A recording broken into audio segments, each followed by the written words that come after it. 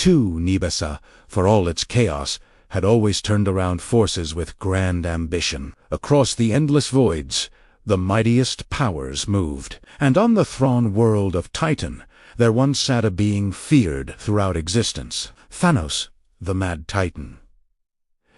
Famously, he would come to wield a power strong enough to devastate half of all life, the Infinity Stones. But what if, in this universe, Thanos never sought out those stones? It begins much the same. Titan, once a jewel among worlds, had crumbled under the weight of its own excesses: overpopulation, resource depletion, and societal collapse. Thanos watched his world die, cradling a gnawing certainty.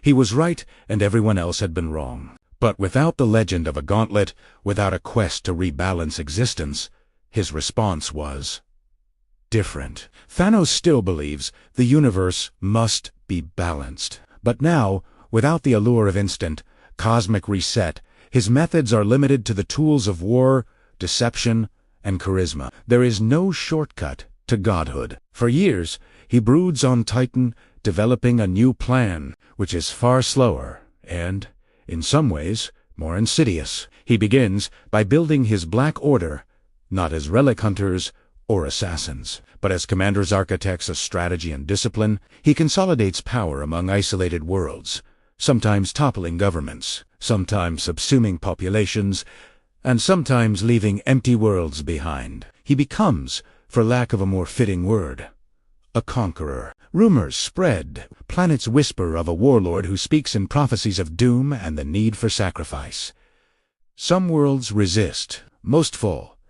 The Chitaurian Outriders become the backbone of his armies, sweeping out like a plague. Thanos develops a new approach. Worlds are made to submit, and populations are adjusted by force. The process is horrifyingly simple.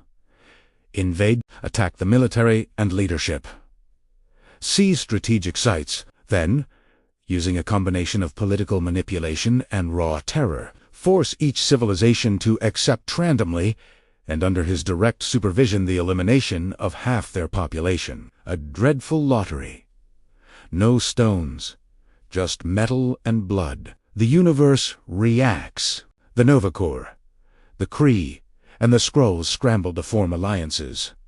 But Thanos is cunning. He rarely takes planets directly. Instead, he installs governors, using puppet regimes to further his will. In places where resistance flares, he crushes it mercilessly. Sometimes he is forced to retreat, but usually he returns with overwhelming force. The Black Order, freed from the Stone Hunt, focus entirely on military tactics and political subterfuge. Ebony Mophens, the flames of cult worship. Proxima Midnight and Corvus Glaive lead campaigns of terror. Worlds that once dreamed of super weapons now fear the coming of Thanos' fleets. Back on Earth, things change. The Avengers are still embroiled in their own battles. Ultron, internal conflict, rogue experiments. But without the Infinity Stones drawing cosmic attention, their universe is slightly less chaotic. The Mind Stone is never placed atop Vision's brow. The Time Stone remains within Kamar-Taj. The Guardians of the Galaxy never meet Gamora in quite the same way. Star-Lord never knows what it means to bargain with a would-be god. But gradually, the pressure builds. As planets fall, survivors escape, fleeing Thanos' fleet. Refugees bring stories of the Mad Titan, not as a cosmic collector, but as the worst kind of Tyranta fanatic, driven by ideology and endless persistence. Eventually, the galaxy understands that nothing short of unified resistance can stop him. But it takes time. Without the Infinity Stones as a clear existential threat, most civilizations underestimate Thanos. He advances planet by planet, never as quickly as he wishes. Mistakes are made, gaps appear in his command, and slowly, opposition galvanized by necessity, heroes, villains, governments start to unite. There are triumphs and failures on both sides. Thanos' grasp, while far-reaching, is never absolute. Some worlds revolt again and again, chewing through his resources. There are coups, assassinations, betrayals. He's forced to rule by example. Ruthlessness as policy. His original vision of balance begets only rebellion and endless war. As the years pass, Thanos grows older, but more entrenched.